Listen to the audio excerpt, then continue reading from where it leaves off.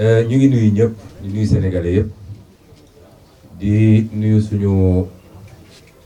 mbokk Y'en yi leen masawu di wax ni l'entreprise de destruction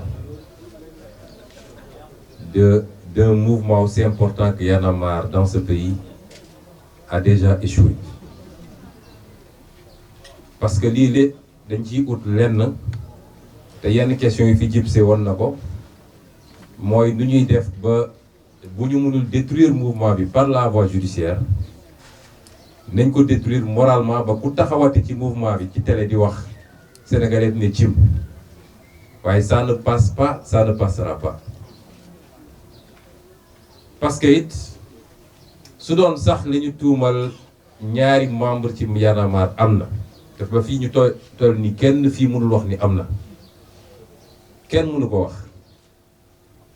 man ma gëm ni amul te dinaa wax lu tax waaye bu doon am na sax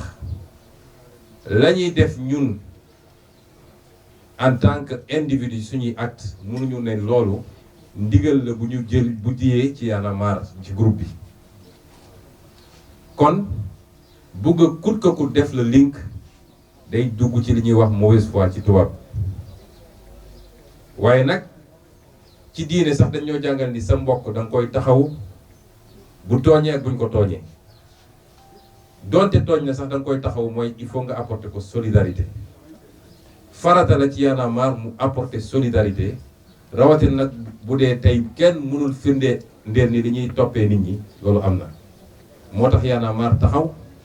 su dee nag ñun ñu dul membre Y'en a marre sax ñi ngi taxaw rawatina Y'en a marre c'est une obligation c'est un devoir kon amal ga boom boobu ñuy essayer dugal ci bopp nit ñi ba suba Alioune Sané bu ñu ko invité ñu ne ah ñoom de nii bu Fou Malade demee télé ñu ne ñoom de nii loolu ça ne passe pas mouvement dafa am ligne am ay principe yu tax muy xeex tant que ligne boobu ak principe boobu mouvement bi dans sa globalité dévié wu ci la lu mun a topp kenn wala keneen ci mouvement bi mënuñu ko jël teg ko ci ndodd mouvement bi yëpp ma jàpp ni tey la Y'en a marre war a gën a am doole ak taxawaay ci réew mi parce que nag lu yëngu rek lu ko yëngal ko ëpp doole buñ demee ba cible Y'en a marre dafa fekk taxawaayam am na ñu mu gêné ci réew mi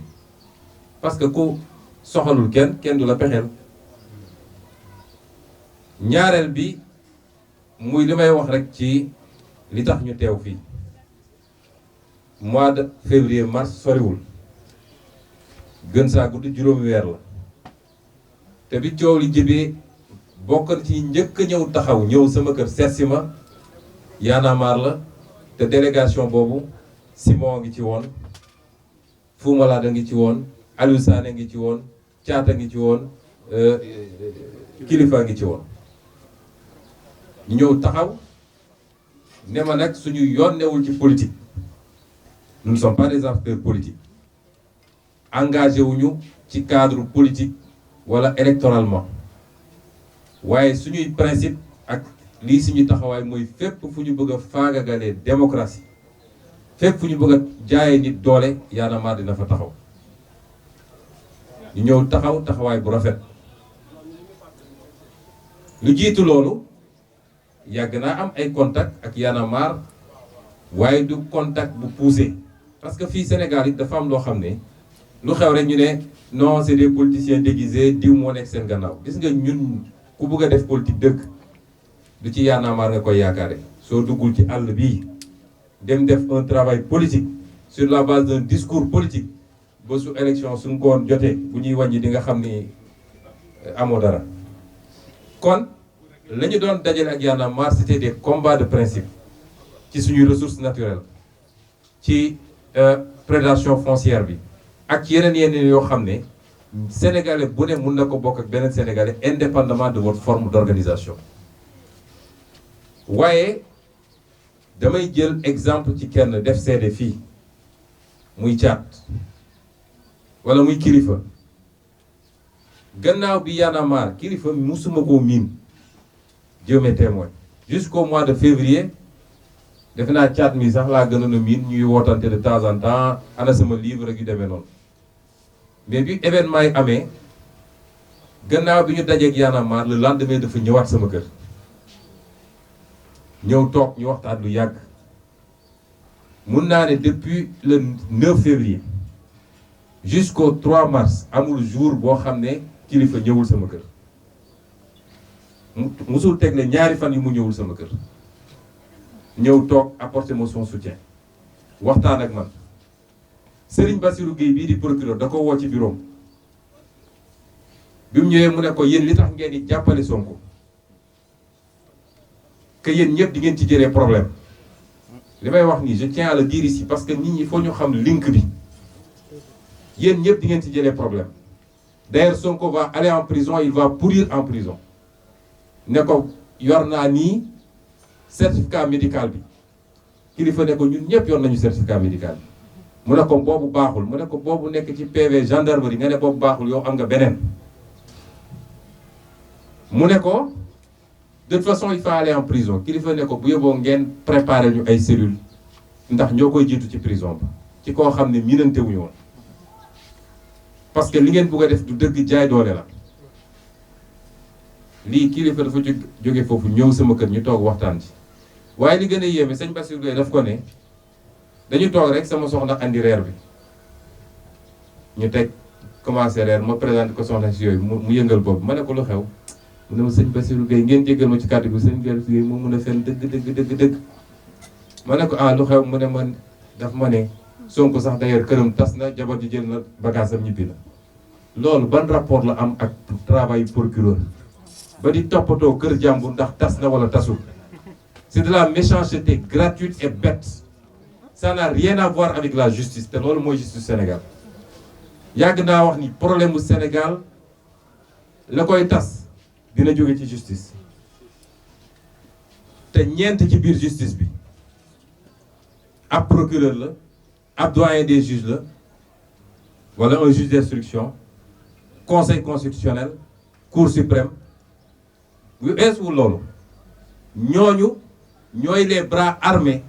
judiciaires et politiques de Macky Sall ñun ñëpp ñu koy seetaan ñeenti nit est-ce que war nañoo lëmbee 17 millions de Sénégalais suñ ne lii ngeen war a attee nga teg ko fële ñu ne la fexeel ba tëj Aliou Sané nga ne tey su ma naroon dem créer sax ay charges dinaa ko créer mais kii il faut mu tëj kaso avec une méchanceté que rien n'explique et j'interpelle la justice toute la justice parce que nag nañu waxante dëgg soo waxee ñu ne dafa attaqué institution bi ñun la Sénégalais yi c'est le peuple sénégalais c'est pas les 300 magistrats ils doivent rendre justice au nom du peuple sénégalais non pas au nom de Macky Sall bu dee nag am na ci ñoom ñu baax te ñun xam nañ ni ñi baax moo ëpp waaye ñuy seetaan li ñuy def ci justice lu dul yoon te kenn ci ñoom du ci àddu ils sont quelque part complices balaa may dee ñu naan la justice marche bien c'est pas parce qu'il y a quelques cas mais quelques cas yi dañ koo xeeb li tax yàlla wax ci alxuraan ne ku rey benn nit dafa mel ni rey nga àdduna yëpp koo tëj ci loo xam ne du yoon dafa mel ni tëj nga àdduna bi yëpp parce que la liberté est sacrée yàlla dafa mooñaale nit ak liberté muy dem di ñëw di régler ay problème am nga jël nit ci lu dul yoon féetale caabi ci gannaaw ba pare dem lekk sa ceebu jën naan sa ataaya te toog di foog say doom moom dootul gis ay doomam ba pare nga ne loolu dañ ko banaliser ces injustices là moo tas réew bu mu sa tas te dina tas Sénégal suñ ci jógul parce que kenn du ko nangu je réitère ce que j'ai toujours dit le droit à la résistance face à l'oppression su Macky Sall jàppee ni voté ay loi yu ñàkk fayda ci terroriste dem suréquipé ay gendarmerie mooy problème bi na dem laaj waa Algérie lañ wax waa Soudan la un peuple qui dit non kenn mënu ko téye ñun nag jàppoon nañ ni les événements de mars dina ko delloo xelam tuuti mais lii wane na ko entreprise systématique de ciblage et de liquidation de gens simplement parce qu'ils ont dit non ce dossier est vide li tax ñu bàyyi escroquerie qui a escroqué qui une affaire privée nit ki déposé wul plainte nga ne escroquerie corruption mais dem na ndil article 159 code pénal pour corruption am il faut mu am un agent public boo xam ne dañ koo jox pour que en échange mu def wala mu bañ a def ana agent public bi après ils mettent leur colonne de X excuse-moi du terme comme dit Barthélémy Dias c'est du foutage de gueule tu prends, tu mets X. Mais quand nous corrompre dans cette affaire-là? Parce qu'il faut coûte que coûte fabriquer des preuves pour que nous ayons des éducation. Mais nous avons des borom kër lañu. Dañu yor doom, yor jabar, yor ay activités. Yow mi leen tëj gënoo leen, Macky Sall mi leen tëj gënu leen te tey su jugee palais dina dem toog ak njabootam. Et on nous dit laissez passer. Balaa may dee ñu ne Sénégal réewu jàmm. Réewu jàmm day fekk tous les acteurs dox jàmm. Te yow mi ñu jox nguur pour nga améliorer le sort des Sénégalais nga bañ ko utiliser pour di dal ci kaw nit ñi. Ma daaneel nag ci wax ni nous serons aux côtés de Y'en a marre. Dafa am combat yoo xam ne bu jotee bu ñu nangu fumisterie yi waaye c'est politique c'est pas man bi ma ci tollee ñi ñëw duñu politicien mais suñu taxawloon heure bi du ma toog fii di wax dafa am fu mbir di toll man je ne suis pas là en tant que politique je suis là parce que mes frères kilifa musuma woowee Sonko ñancoo la may woowee je suis là parce que dañoo jël justice instrumentaliser ko une fois de plus pour liquider des gens yoo xam ne su ma leen xamuloon sax war naa taxa waxuma laa nag bu dee ñu ma xam la et vous aurez tout notre soutien nous mènerons ce combat ensemble su laajee la rue dinañ dem dans la rue judiciairement ñu ngi ciy xeex boobu ba léegi loolu laa bëggoon daanelee di masawu Y'en a marre di masawu famille kilifa ay waajuram ay mbokkam soxnaam ay doomam ñëpp ñu ngi leen di masawu ne leen nag ils nous auront tous à côté de nous di masawu kilifa Simon ak waa mbokkam yëpp barki dem rek jokkoon ak soxnaam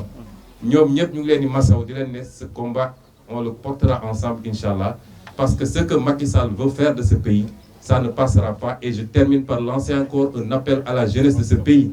C'est votre avenir qu'on veut compromettre parce que l'ILEP ça participe à un plan politique de confiscation du pouvoir par des gens incompétents qui n'ont réussi à rien faire de bon pendant 10 ans et qui vont rester encore 10 ans. Je vous remercie.